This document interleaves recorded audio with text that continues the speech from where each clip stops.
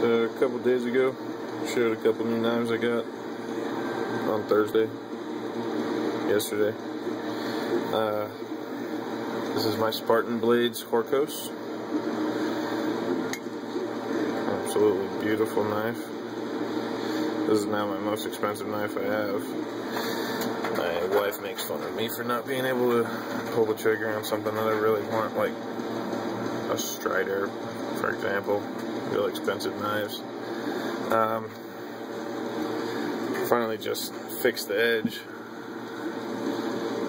So it's actually sharp now. It wouldn't even cut paper out of the box. And yeah, she got it brand new. One thing I wanted to mention was Spartan Blades runs their S35VN substantially harder than Spyderco does. With, as you can see, this is also CPM S35VN.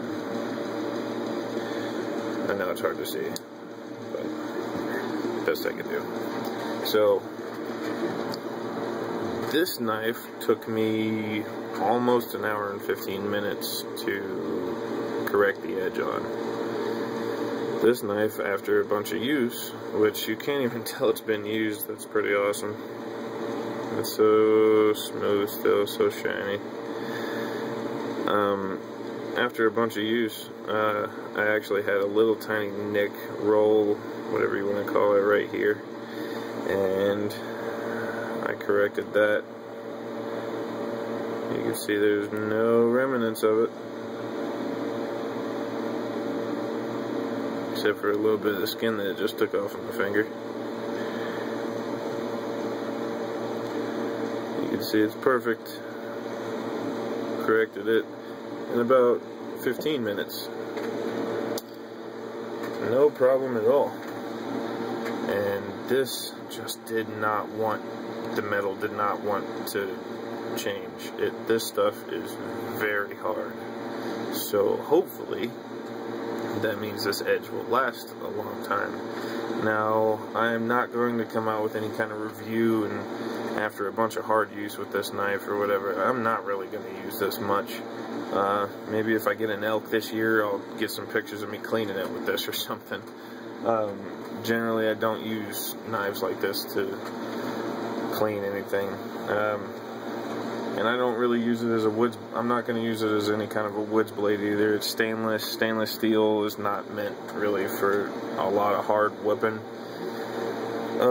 That's what this other knife that my wife got me about a year and a half ago, which you can see it's very heavily used. This is an Ontario RTAC 2. That's what I use for my woods blade. And as you can see, it kind of dwarfs the Horcos. Not even kind of, it just dwarfs it in a big way. But, like I was saying, this will not be used in any kind of wood prep or anything. This will be, if anything, outside of a fondling blade, it'll be strapped onto my LBE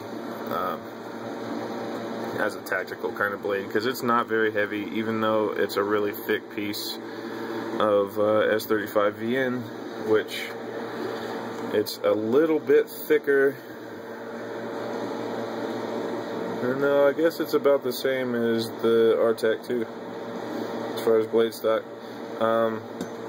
Obviously it's significantly smaller than the RTAC 2, so this knife weighs substantially less. It's probably about half the weight of the RTAC 2. It barely weighs any more than this. ZT301 titanium frame lock. This was my first titanium frame lock, and this was my most expensive knife until this one came along. One thing about the coating that I wanted to mention, a lot of you have seen this pistol in my videos, and the coating on this slide, hopefully you'll be able to tell, there's a slight bit of almost glitter in it. And this stuff has held up great. I mean, the only marks on it are really what you see right here. And that's just pretty much just polishing. That's from it going in and out of the Kydex. And there you go, it's gone. Pretty much gone. I'm sure I can clean it up the rest of the way if I cared to, but I don't care to because this is a user. That's what sits next to me while I'm asleep. For anyone that wants to start some shit, because they're gonna get a few hollow point version of these big badasses in their face. And this coating, hopefully it will show up. Same kind of glitteriness. Very similar. The colors are almost identical, as well as the actual finish itself, like texture and feel.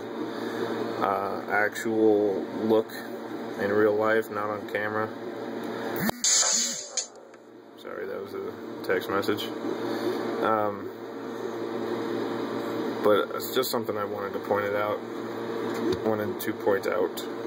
These colors, the F&P 45 Tactical and Dark Earth, and the Coyote Brown, or FDE, I don't know what Spartan Blades calls this finish, this color, are probably the same kind of finish. They call it Sparta Coat.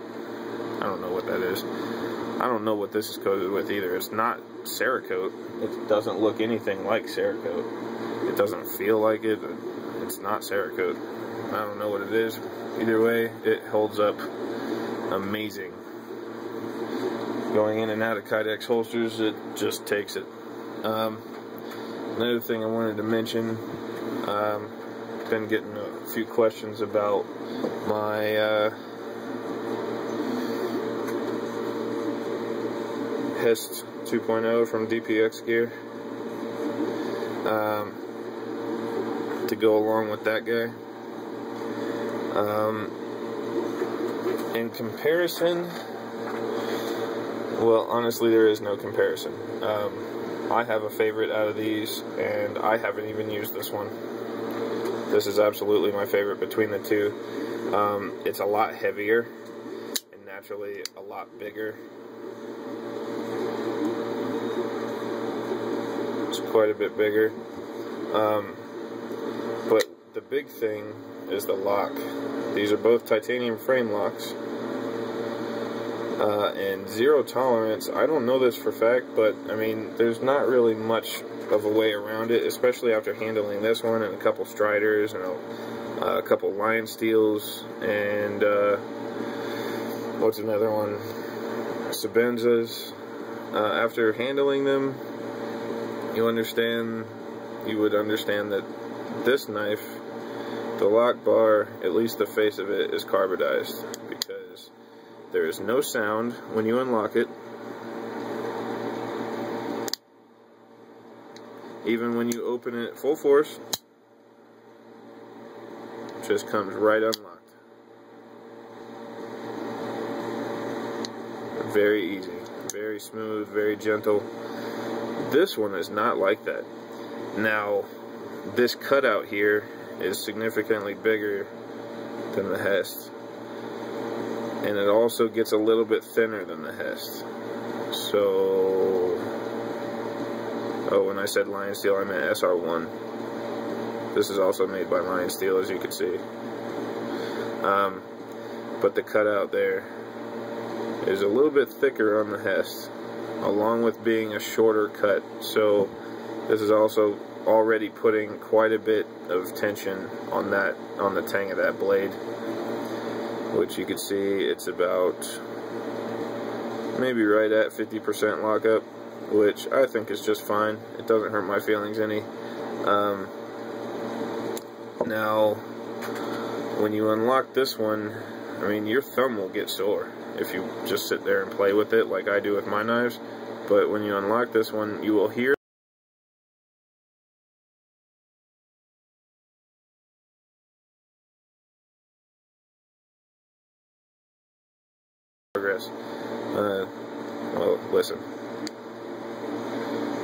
hopefully you can hear that, at least to some extent. Locks with some authority too, it's pretty loud. And then to unlock it, it kind of has a little bit of sticky lock. Now, to go along with that, it is incredibly smooth. This knife is crazy smooth as far as the action goes. But to go along with that lock, I mean, that is a really thick slab of titanium that is on this knife. It is pretty stout. I mean, it's just as thick as the G10 on the other side. But I mean, it's hard to do it, honestly, but if you flick the knife open, which, like that, kind of, I mean, that was still kind of soft, but sometimes if you do that a little bit too hard, yeah, I'll just do it like that, you're going to have quite a time unlocking it. It's, here, just listen, hopefully you'll be able to hear it. If I can unlock it. Now, the lock face just needs to be carbidized, and that'll probably be good. It doesn't really bother me that much because generally when I open this, it's like that anyway. I don't try to flick it because it's kind of a pain in the ass to flick it. It doesn't really work that great.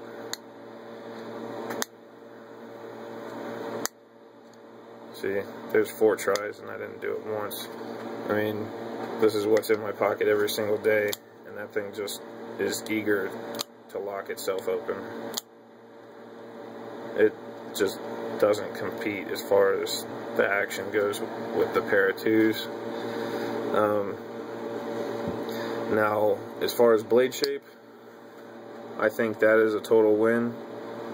I mean, almost all except for about 3/4 of an inch back here is belly. The entire blade is one big curve, and it's made out of D2 tool steel, which this will be my first experience with D2, my first personal experience. I've read a lot about it before I decided to buy this knife, but I don't have any actual experience with it, so we'll see how that turns out. Now, as far as the coating goes, the coating is the same as what's on this guy. This is just bead blasted off to make some stripes. Same that's on this guy. And the same as on this guy. This is all DLC. Diamond Like Carbon is what that stands for. This is the best blade coating you'll ever get.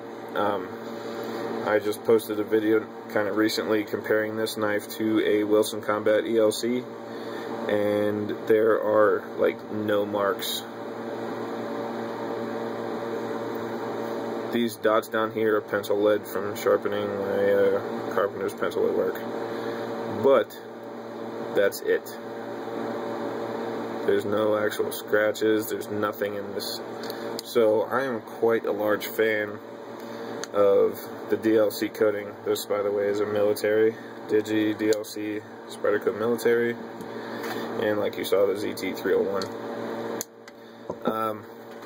These are both supposed to be, this one's specifically called Ranger Green. This one's kind of more of a forest green in person. I kind of like this color better, but neither of them hurt my feelings in any way. This one's a flipper, and obviously it's assisted, as everyone knows. You barely even touch this flipper, and it just comes out with some serious authority. This thing is built like, wow, I almost cut myself right there.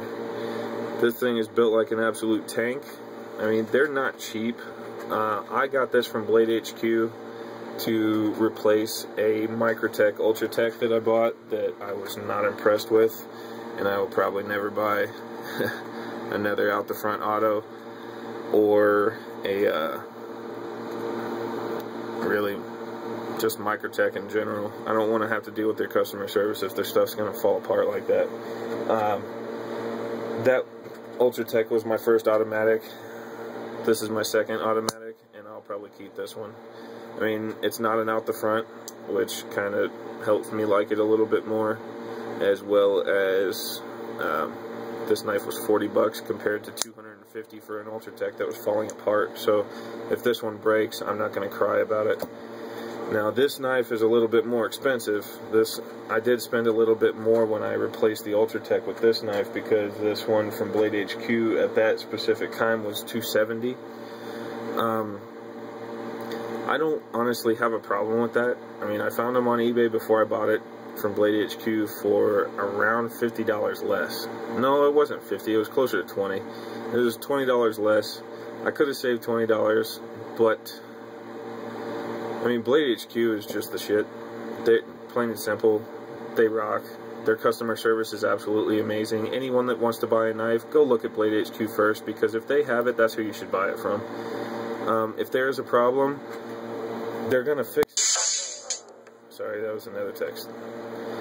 If there's a problem with your order, or if you get a knife that you don't care for, I mean, like the Microtech Ultratech, for example. I got it, I had it for 4 days, and screws started coming loose, and the blade, the switch had a whole bunch of rattle. Like, you could touch it side to side, and it would rattle all over the place while the blade was closed. I just wasn't impressed with the quality on that. For 250 bucks, a knife needs to be correct. Like, just as an example, the blue version of these guys, 250 bucks is what they're usually costing. I'm sure it's going to be every bit as perfect as this one, which the detent is amazing. That takes no effort. And watch it close. Oh my god. It's amazing. Perfect. So, I would expect that kind of quality and likability out of any knife that I'm going to spend that much money on. This one was $100 less than that one. Just to put it into perspective. This one was $175. Now, I'm not recommending this to anyone right now because I've only had it for a day. I haven't carried it at all. I've stuck it in my pocket. That pocket clip is awesome because the entire knife outside of this big twinkly blingy pocket clip completely disappears in your pocket because it carries so high, or so deep, rather, sorry, so deep. It just disappears in your pocket. No one can see what kind of knife you have at all, except for these big gaudy letters, Hest, on the side. Compared to this one, this knife is a little thicker overall. You can't really even see it in camera. I mean, I haven't put a caliper on it or anything. They may be the exact same, but this one feels thicker in your hand. I'm sure this pocket clip standing out so much farther than this one will have something to do with that, but it just feels that way. It feels like this one's thicker. This one's definitely heavier. It's a much bigger knife. I mean, the blade is just huge, but this is a total recommendation from me. It's in my favorite blade steel, which is S30V, CPM S30V, as you can see on the back here, if my camera will focus. S30V, Canonian design. Speed Safe is the spring that's in here that assists you in opening it. You flick it, and it opens. And it's much easier to close than the Hest, because that lock is just a little bit too soft, I think. Now, one very awesome thing, one of the big things I bought this knife for, blade shape, blade coating, green G10, green's my favorite color. Wire strippers, stupid. Can opener, or bottle opener, maybe. Hex driver, stupid. Mine did not come with a glass breaker though. It's supposed to come with one glass breaker, screw for the pocket clip, and then one round one like this, and mine came with 2 round ones. I don't care. I was thinking about calling Blade HQ, and I'm sure they would have fixed it, like, that day, as soon as I call them and tell them. I don't care, though. It doesn't make much of a difference to me. But the other reason I got this knife was because of this finish. Look at the stonewash on this titanium. It is absolutely beautiful. And the stainless pocket clip matches the stonewash perfectly. It does have the Lion Steel roto block in it, which, if you haven't seen, I'm sure you have.